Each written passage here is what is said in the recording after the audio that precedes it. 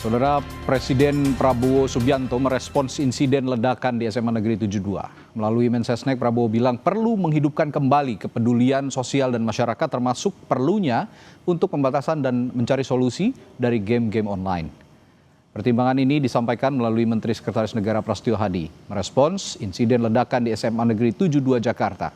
Hal ini dinilai perlu dikaji lebih dalam karena dikhawatirkan dapat memengaruhi perilaku penggunanya karena terdapat sejumlah game online yang mengajak pemainnya untuk mempelajari penggunaan berbagai jenis senjata dan skenario kekerasan.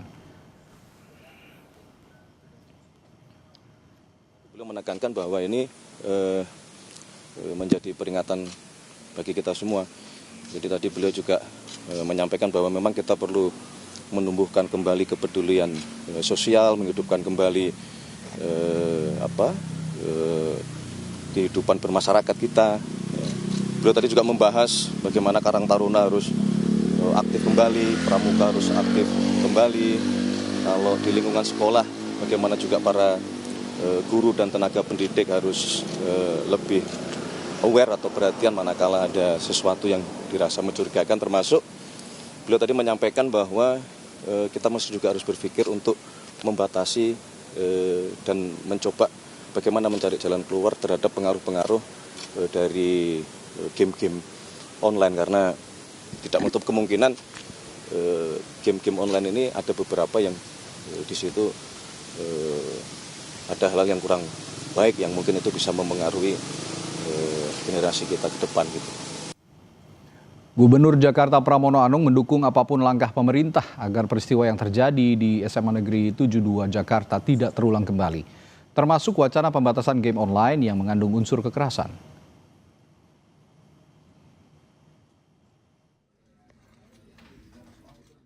Pemerintah DKI Jakarta akan memberikan dukungan sepenuhnya apa yang menjadi kebijakan pemerintah untuk mengatasi agar persoalan yang terjadi di SMA 72 tidak terulang kembali. Karena kebetulan pada waktu setelah kejadian saya secara langsung melihat ke lapangan dan juga berdialog dengan para korban, beberapa yang ada di rumah sakit pada waktu itu.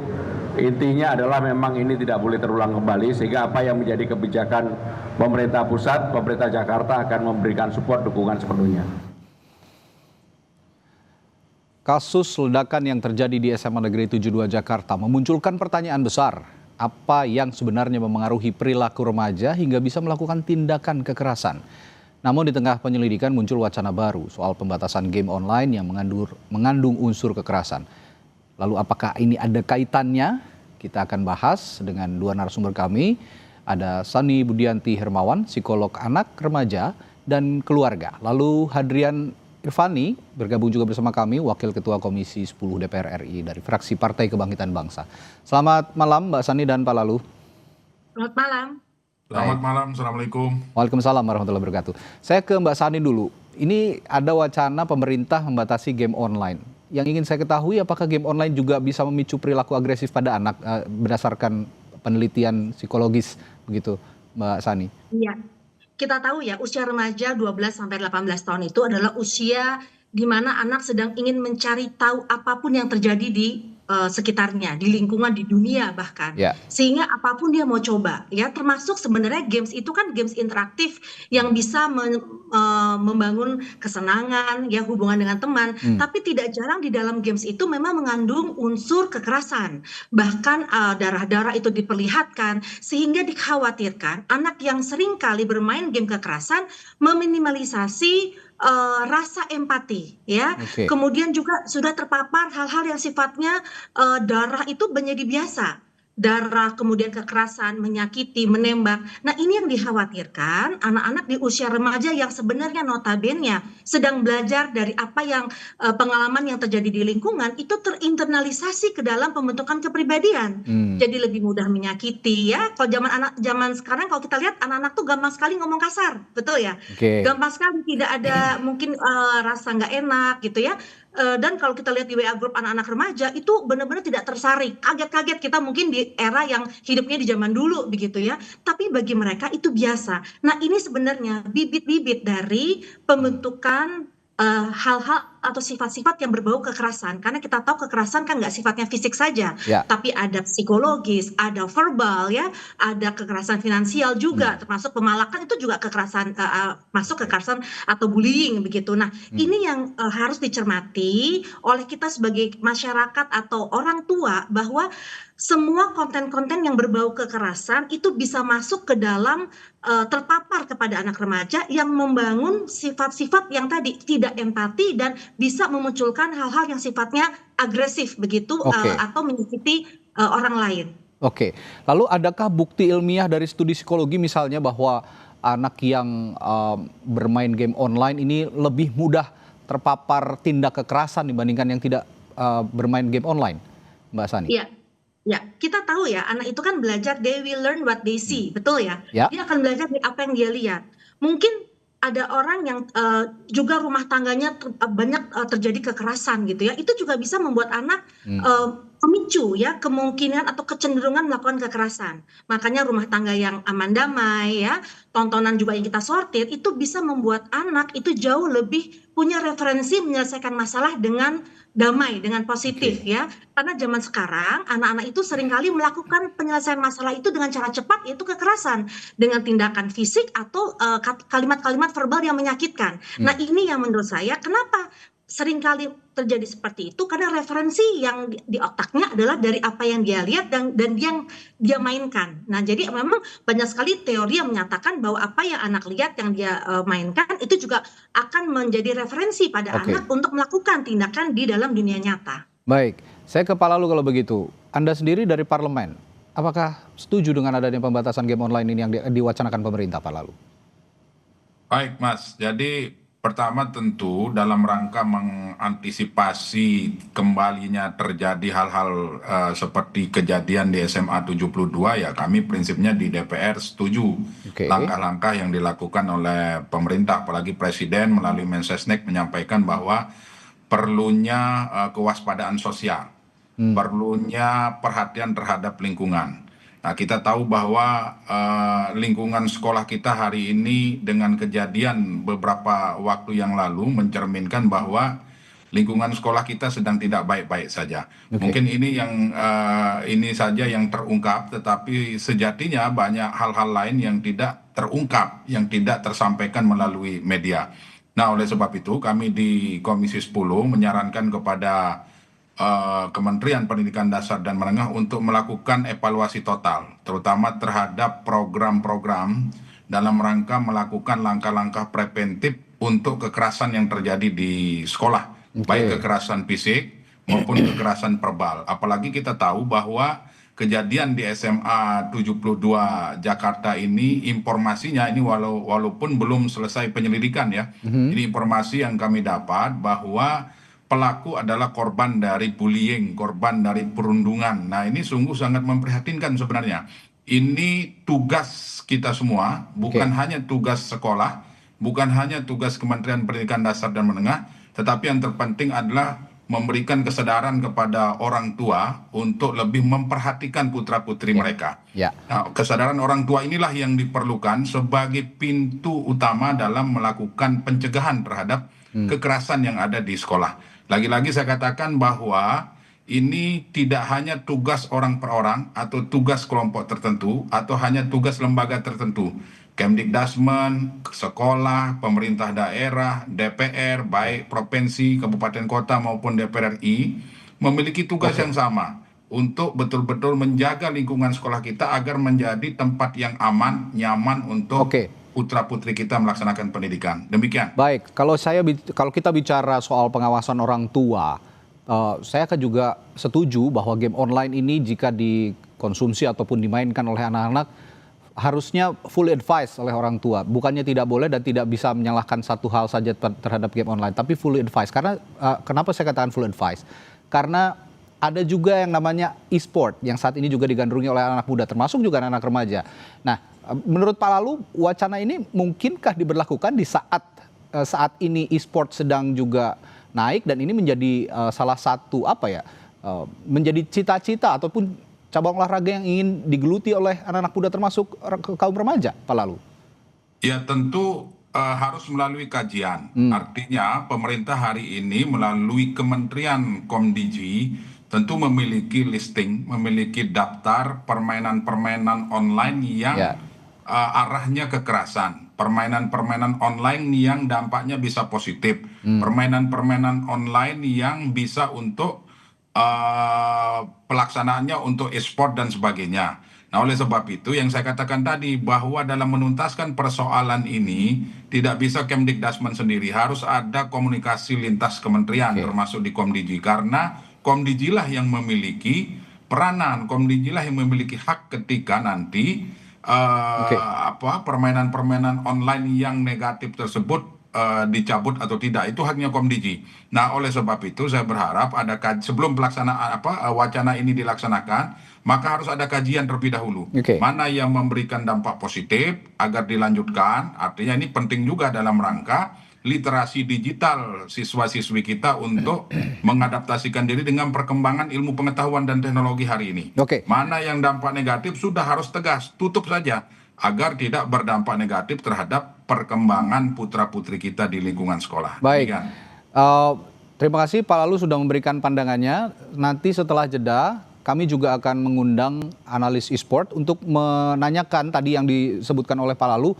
Ada kajian-kajian, ini kaitannya tentu saja dengan industri untuk mencegah kasus serupa seperti pembatasan fitur senjata misalnya di game-game yang mengandung kekerasan untuk pemain di bawah umur 18 tahun. Sesaat lagi di Sapa Indonesia Malam, tetap bersama kami.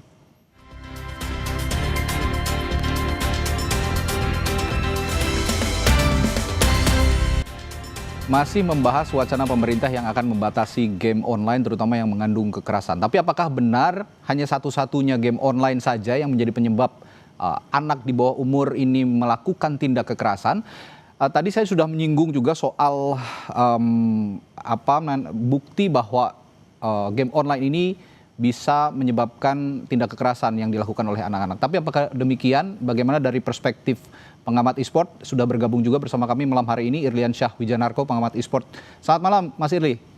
Selamat malam Mas. Ya, tadi kita sudah membahas di segmen sebelumnya Mas Irli bahwa kata Mbak Sani dan Pak Lalu memang ada andil ya game-game online yang tidak fully advised kepada anak-anak menyebabkan mereka terpicu untuk melakukan tindak kekerasan. Tapi dari POV-nya pengamat e-sport ataupun atlet e-sport, sebenarnya ini bisa dibatasi nggak sih tindak kekerasan ini dari game-game online? Oke, sebenarnya ini perihal masalah game yang menginfluence anak-anak muda untuk mereka melakukan tindakan kekerasan itu bukan sesuatu yang baru muncul beberapa waktu belakangan ini sebenarnya. Ini sudah cukup lama dibahas dan diangkat, dan ternyata di beberapa studi case di luar justru pengaruh dari game itu sebenarnya sedikit. Impact-nya terhadap kekerasan jauh lebih banyak untuk memberikan dampak-dampak yang justru sebenarnya positif, seperti melatih refleks, melatih kemampuan solving problems, dan masih banyak hal lainnya lagi di luar dari beberapa benefit-benefit lain seperti membawa prestasi negara dan lain sebagainya. Nah, tapi pertanyaannya adalah apakah game ini bisa menginfluence kekerasan? Jawabannya benar. Ada kemungkinan bahwa game ini bisa menginfluence beberapa kekerasan, dan apalagi sekarang games itu sangat-sangat mudah diakses, bisa di segala macam platform, baik di handphone, di konsol, di PC. Dan juga channelnya untuk ngebelinya tuh banyak sekali, sehingga tidak kalau kita nge-regulate satu atau dua masih akan banyak banget lagi gitu loh Mas, yang masih ada gitu. Pengaruhnya sedikit tapi memang ada influence. Saya tahu juga bahwa influence itu datangnya dari mana faktornya di game online. Apakah misalnya melakukan kekerasan terhadap lawannya misalnya, atau menggunakan senjata tajam, bahkan senjata api, atau bagaimana? Betul, di beberapa game itu terutama yang bersifat kompetisi yang paling ramai juga populer di Indonesia sekarang. Game-game ini itu kan karena dia kompetisi, dia memainkan role di dalam gamenya ya. Sehingga misalnya contohnya game peperangan, secara otomatis dia pasti menggunakan senjata untuk mengalahkan tim satunya lagi gitu ya. Ataupun ada beberapa game lainnya lagi yang bersifatnya dia mungkin kekerasan kayak fisik gitu ya, dia menginfluence seperti itu. Nah cuma kalau misalnya apakah itu menginfluence lebih dalam tentang anak-anak ini bisa mengikuti apa yang dilihat di dalam gamenya, saya rasa itu sebenarnya hal kecil sekali. Masih banyak hal-hal lain yang mungkin bisa menginfluence lebih besar, contohnya pengaruh daerah atau environment dia tinggal, apakah itu ada kekerasan yang terjadi di sekitar rumahnya, ataupun misalnya dia menonton hal-hal lain, itu masih, menurut aku masih jauh lebih besar. Tapi begini Mas Irli, kalau bicaranya tekanannya terhadap batasannya yang seharusnya dilakukan dari mana, dari sisi mananya untuk pemakaian game online ini sih? Oke, di beberapa negara seperti di Korea dan di China, mereka meregulate hal ini. Mereka meregulate untuk di game itu ada 3 hal yang mereka regulasi. Yang pertama itu adalah dari durasi untuk bermain gamenya. Jadi ada di China contohnya, mereka meregulasi untuk setiap KTP gitu ya. Setiap KTP untuk mereka bermain game dibatasi di bawah umur sekian itu berapa jam. Kalau nggak salah 4 jam per hari atau 6 jam per hari. Di atas 21 tahun itu ada berapa jam lagi, bisa lebih gede lagi. Dan kalau memang dia terdaftar sebagai atlet profesional, baru dia punya jangka waktu yang lebih panjang. Itu adalah regulasi pertama. Dan itu untuk mencapai, sorry saya potong sedikit, nanti yang kedua dijelaskan oleh Anda. Dan itu harus dilakukan atau ada sertifikasi khusus untuk menjadi pro tadi ya? Betul, kalau untuk menjadi professional player betul. Oke, yang kedua tadi apa, Mas Irli? Yang kedua itu adalah grafik di dalam game, di game China, itu mereka cukup agresif untuk melakukan pembatasan di bagian grafik ini. Contohnya di China untuk game-game yang bersifat kekerasan itu tidak ada darah, tidak ada warna darah. Mereka mengganti warna darah itu yang tadinya warna merah, itu semua diganti menjadi semacam emoticon lucu-lucu atau jadi yang hal-hal yang lebih friendly dilihatnya kayak gitu. Dan yang ketiga regulasi, silakan. Oke, yang ketiga bentuk regulasinya itu adalah peredarannya. Peredaran dari game tersebut itu sendiri, platform apa yang mendapatkan izin untuk mendistribusikan game-game tersebut. Dan jika gamenya dinilai ada beberapa value-value yang tidak sesuai dengan value dari negara atau peraturan dari negara tersebut, itu mereka ada semacam harus mendapatkan izin dahulu agar baru bisa memasarkan game di dalam negara tersebut, begitu. Oke, termasuk mungkin faktor usia ya, berpengaruh di situ ya, batasan termasuk tadi. Faktor usia, betul. Oke, baik. Mbak Sani, tadi ternyata kalau kata Mas Irli, ya sebenarnya ada influence tapi sedikit saja. Perlu ada pembatasannya tadi sudah diungkapkan. Apakah Anda juga setuju soal hal ini? Iya, memang ketika kalau kita berbicara anak gitu ya, anak itu kan punya proses kognisi, olah berpikir. Tentunya anak yang lebih matang, yang lebih dewasa bisa membedakan mana itu sifat yang boleh dan tidak boleh. Tapi ketika ini terpapar oleh anak-anak yang usianya lebih muda begitu ya, itu akan menjadi sangat bahaya karena bisa menjadi referensi bagi mereka untuk bertindak di dalam dunia nyata. Contoh lah, kasus-kasus yang datang ke saya, itu seringkali anak SD gitu ya, tiba-tiba dorong gitu. Oh kok kamu dorong? Ya soalnya saya lihat di game itu tinggal dorong misalnya begitu ya. Kemudian melempar. Pokoknya sifatnya yang menyakiti. Karena bagi mereka, oh kalau di dalam game begitu tokohnya mati hidup lagi misalnya begitu. Jadi belum cukup matang usianya untuk mencerna itu begitu ya Mbak Sani ya? Betul, proses berpikir itu sangat sekali berpengaruh pada akhirnya tindakan yang akan dilakukan. Makanya di sini saya setuju sekali kalau setiap game itu ada penggolongan usia. Nah, karena usia itu mencerminkan bagaimana kapasitas berpikir anak mengelola informasi yang diterimanya begitu. Dan kemudian juga betul sekali adalah lingkungan. Ketika anak bermain itu seringkali kalimat-kalimat kotor juga keluar. Dia kalah, kalimatnya kotor. Ya terutama kalau game online saling berkomunikasi satu sama lain kan. Betul. Nah di sini orang tua perlu mengawal, mendampingi, mengawasi, membetulkan kalau itu salah ya harus dikasih tahu. Ya jangan sampai anak-anak jadi sifatnya agresif, betul kan? Karena sifat dia nggak mau kalah dan dia emosi begitu. Silakan Mbak. Nah ini yang menurut saya kombinasi dari faktor yang memang dimainkan dan juga pengaruh lingkungan. Tadi juga Mas Irli juga mengatakan bahwa adanya daerah-daerah misalnya yang terpapar juga dengan kekerasan bisa berpengaruh pada tindakan anak, itu tepat juga. Jadi walaupun misalnya gamesnya sudah dibatasi tapi keluarganya bersifat agresif, saling menyerang, ada KDRT, ya tentunya anak juga bisa terpapar dari apa yang dialaminya di rumahnya tersebut. Jadi memang kombinasi faktor-faktor ini juga harus diperhatikan, jangan sampai gamesnya dibatasi tapi perlakuan yang didapati di rumah malah justru mengkontaminasi anak itu sendiri. Dan game online ini kan membutuhkan mediumnya adalah misalnya telepon seluler atau telepon pintar, ada juga konsol begitu. Nah, ini pemakaian medium itu tadi yang harusnya juga oleh orang tua dibatasi. Kan jika memang tidak menggunakan handphone misalnya atau tidak menggunakan konsol, game online kan tidak bisa dilakukan begitu. Kira-kira ini saya tanya ke Pak Lalu, berarti selain device-nya dibatasi, penggunaan device-nya dibatasi, tadi juga Mas Irli menyinggung soal misalnya penggunaan game online berdasarkan usia tertentu dan juga grafis yang digunakan oleh industri game online misalnya untuk usia tertentu juga harus dibatasi. Nah, berarti ini kaitannya dengan industri Pak Lalu. Bagaimana mendorong agar industri di Indonesia, industri game online misalnya di Indonesia juga bisa ikut mengikuti regulasi ini? Iya, saya sepakat yang disampaikan oleh Mas Irli tadi. Kita harus punya perbandingan dengan negara-negara lain ya. Nah, regulasi itu menjadi sangat penting. Ini kalau misalnya regulasi tidak ada dan akan terus-terusan seperti ini, maka langkah-langkah yang akan diambil tidak akan terlihat. Jadi harus tegas di dalam regulasi itu, terutama terkait dengan durasi juga. Pengelompokan juga itu menjadi hal yang sangat penting. Karena nggak mungkin kalau misalnya anak SD diberikan main game 6 jam itu, waduh, itu dampaknya pasti udah nggak karu-karuan itu. Udah 6 jam, kemudian kapan belajarnya, kan begitu pertanyaannya.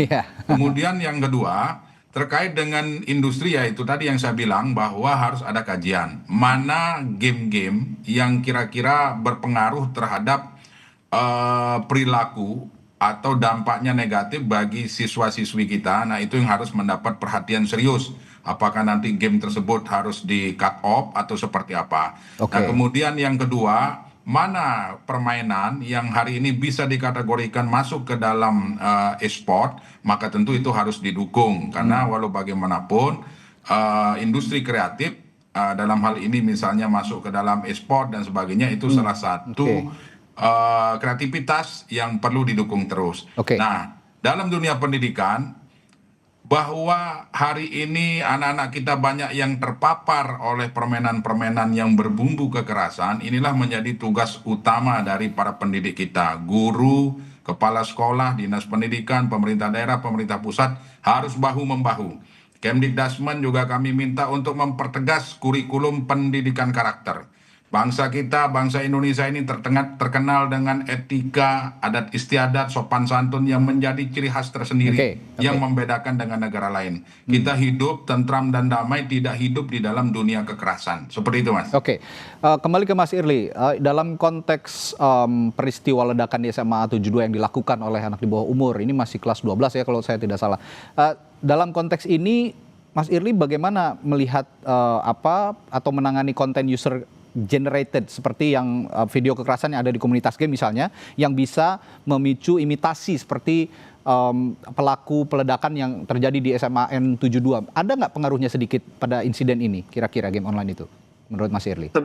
Sejujurnya kalau menurut saya pribadi nggak terlalu banyak pengaruhnya sebenarnya dari game online ya. Sebenarnya even di komunitas kita pun kita mempertanyakan dari mana anak tersebut kalau diduga ya dia mendapatkan akses untuk satu bahan peledaknya dan juga satu yang diduga sebagai entah itu senjata airsoft gun atau apapun itu gitu ya.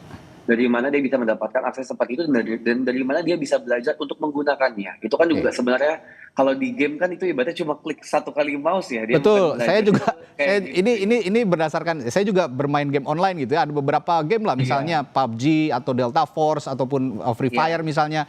Itu yang saya ketahui bahwa peledak itu sudah jadi, tidak dirakit sendiri begitu. Nah, ini yang harus dipertanyakan juga, apakah ada nggak game online yang kira-kira mencontohkan perakitan bahan peledak misalnya?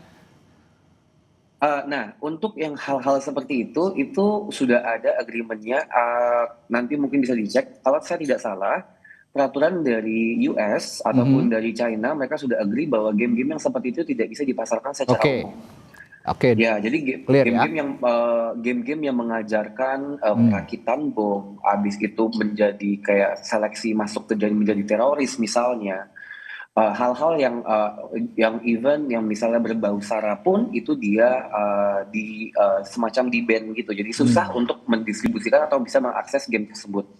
Oke. Sebenarnya udah ada peraturannya seperti itu. Sudah ada peraturannya. Oke, clear ya. Berarti global, tidak itu di tidak global. ada ya di game online itu yang benar-benar merakit misalnya bahan peledak sendiri. Benar. Jadi rata-rata sudah jadi item dan digunakan untuk misalnya Betul, ya karena menjatuhkan musuh lah misalnya begitu ya. Betul. Nah, Karena sebagai gambaran, mungkin buat Pak Lalu dan Bu Sani, di game ini perbedaan kita yang paling mencolok dari Indonesia dan China adalah China itu adalah produsen gamenya, sementara kita konsumen gamenya. Oke. Sehingga kita untuk memilih game apa yang bisa masuk ke kita itu agak-agak tricky cara filternya.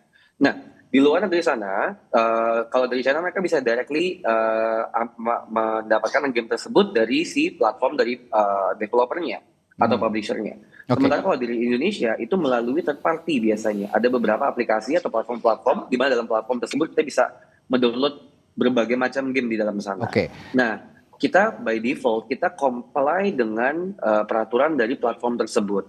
Nah, apa yang bisa kita limit di Indonesia adalah kita mesti melewati third party tersebut dan bilang bahwa ada beberapa game yang kita pengen ada blok atau apa segala macam, atau kita minta hubungkan dengan publisher atau Ya, gamenya. oke, Seperti baik. itu biasanya. Intinya memang semuanya harus fully advised jika memang ingin memainkan game online dengan aturan-aturan yang strict tadi, mulai dari usia, pembatasan grafis gambar dan lain-lain. Terakhir saya ke Mbak Sani. Ini saya wondering aja ya, di luar alih-alih kita menuding game online menjadi salah satu penyebab, tapi adakah faktor di luar game online sih sedikitnya yang memengaruhi insiden di SMA N72? Misalnya saya lihat juga beberapa video brain rot ini juga punya konten-konten kekerasan juga misalnya. Ada nggak misalnya soal itu? Ya, saya fokus mungkin case yang sekarang terjadi ya di SMA 72. Saya merasa memang ini ada akumulasi dari emosi atau amarah yang memang ada di dalam diri seseorang yang karakternya mungkin dari pasif kemudian jadi pasif agresif. Karena kita tahu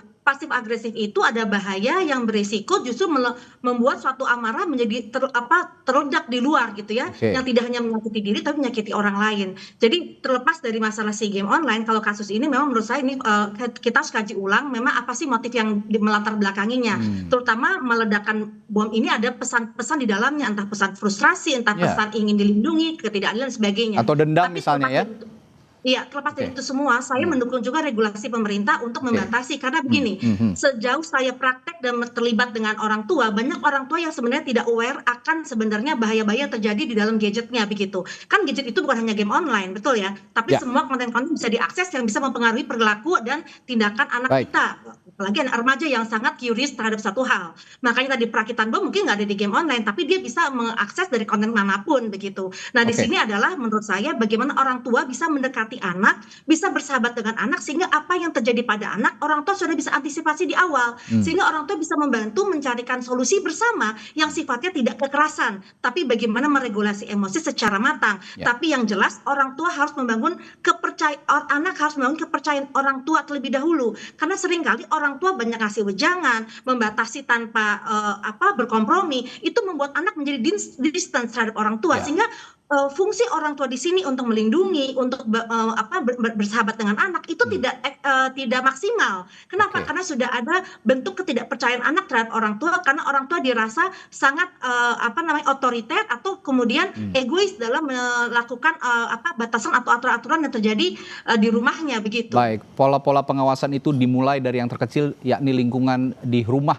yakni orang tua sendiri, juga jangan otoriter dalam mendidik, termasuk memang memberikan pengawasan atau pendidikan terhadap game online ketika ada pembatasan-pembatasan khusus, ya diberikan penjelasan supaya anak-anak ini juga bisa memakai atau mengonsumsi game-game online dengan cara yang terbatas sesuai dengan usia mereka masing-masing.